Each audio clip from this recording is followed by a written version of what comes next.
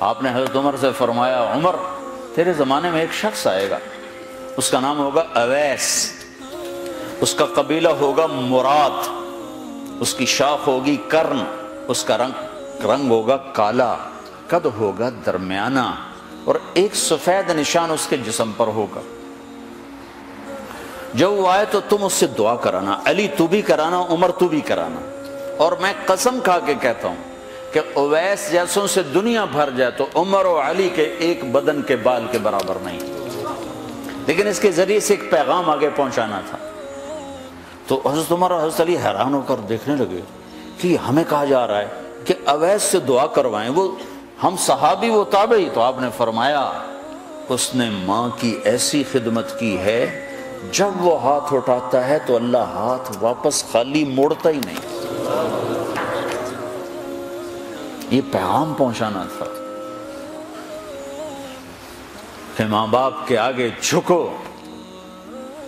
جس دیش میں آپ رہتے ہیں یہاں کام کی رفتار بہت تیز ہے، ماں باپ اگر موجود ہیں تو کم ہی کچھ نصیبوں والے ہیں جن کو کچھ اولاد کی خدمت ملتی ہے، ورنہ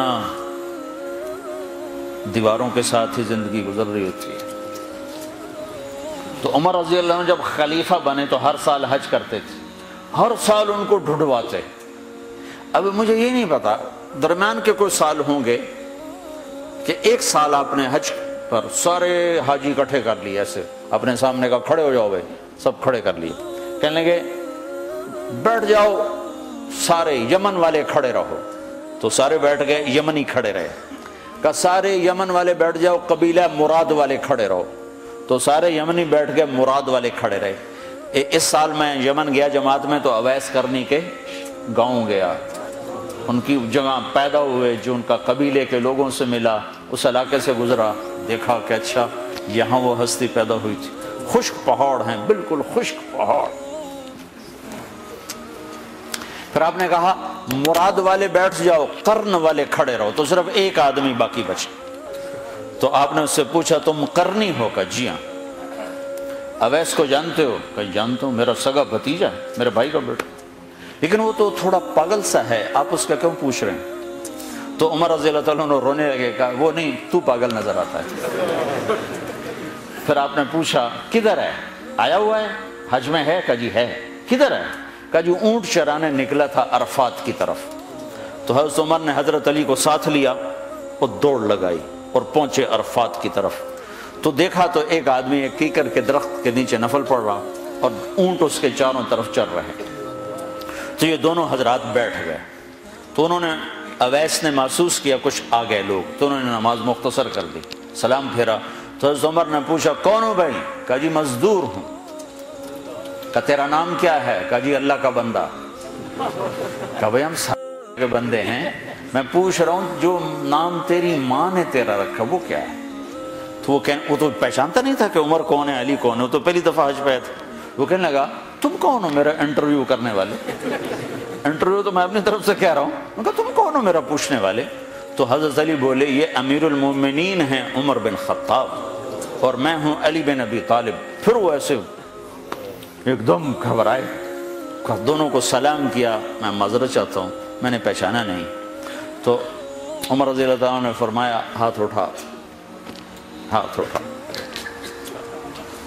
برمنگھم والوں کو پیغام پہنچے کہ ماں کی خدمت کیسے کی جاتی، کہ عمر جیسا ہاتھ اٹھوا رہا ہے، علی جیسا، علی جیسا۔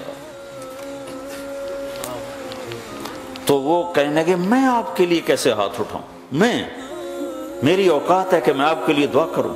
کہاں، ہمیں ہمارے نبی کا حکم تھا کہ اویس آئے تو اس سے دعا کروانی ہے، کہ جب وہ ہاتھ اٹھاتا ہے تو وہ ہاتھ خالی نہیں آتے۔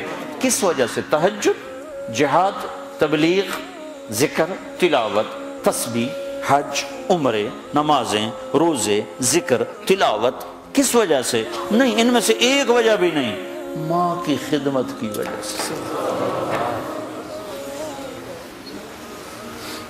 پھر ایک اور جگہ آپ نے فرمایا کہ لوگ جب جنت میں چلیں گے تو اویس بھی چلے گا، جب جنت کے دروازے پر پہنچے گے تو اللہ تعالیٰ فرمائیں گے اویس کو روک لو باقی کو جانے دو۔